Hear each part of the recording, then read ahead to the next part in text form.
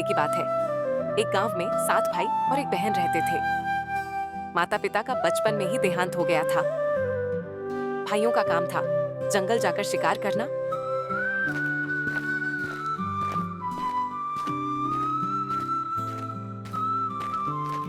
और बहन घर के सारे कामकाज संभालती थी। हर दिन भाई शिकार पर जाते और बहन खाना बनाती। एक दिन बहन साग काट रही थी, तभी उसकी उंगली कट गई। अरे मेरी उंगली कट गई। अगर भाइयों ने देखा तो बहुत दुखी होंगे। खून छुपाना होगा।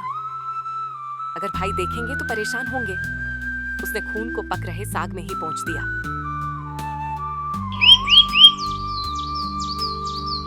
शाम को भाई लौटे।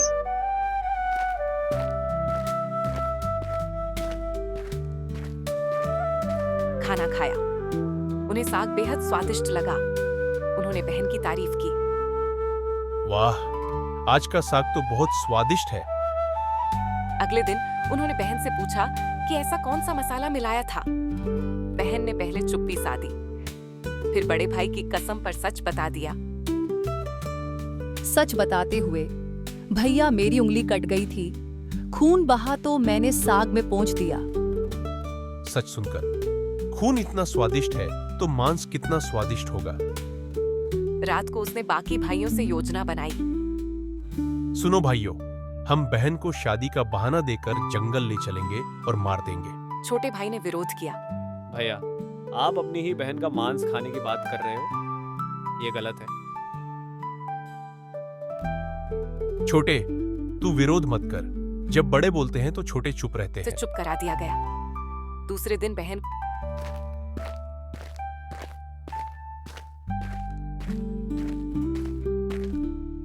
बहन को टीले पर ले जाकर खंभे से बांध दिया गया। भैया ये क्या कर रहे हो? मुझे क्यों बांध रहे हो? बहन रोती रही।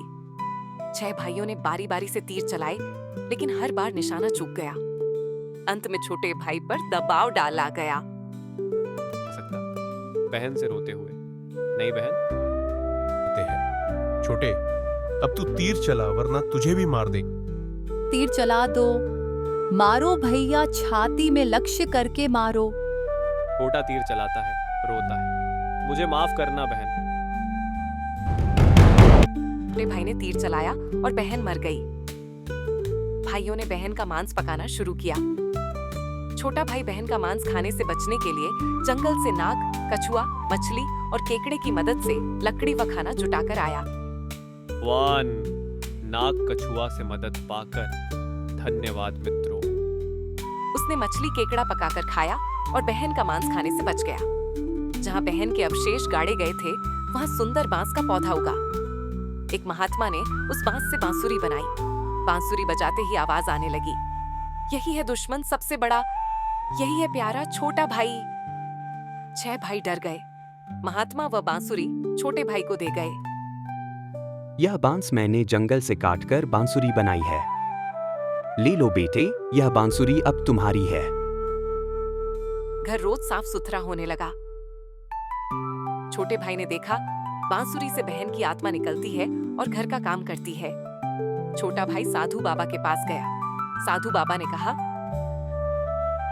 बेटा, यह कोई साधारण घटना नहीं है। जब बहन की आत्मा प्रकट हो, बांसुरी को आग में डाल देना और गंगाजल छिड़कना।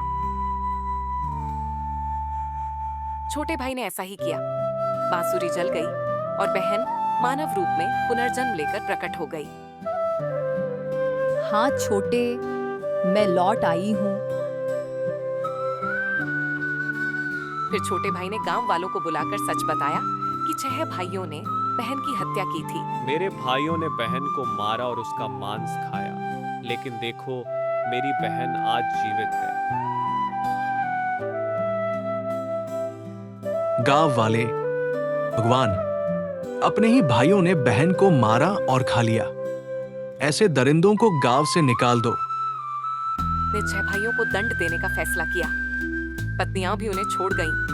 आई हूँ गांव वालों से, ये मेरे भाई हैं। इन्होंने गलती की है, लेकिन इन्हें एक मौका दीजिए। गांव वालों का दिल पिघल गया।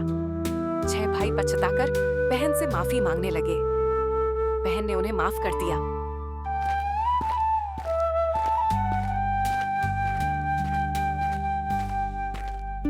इसके बाद सभी भाई अपनी बहन से और अधिक प्रेम करने लगे और खुशी खुशी जीवन बिताने लगे।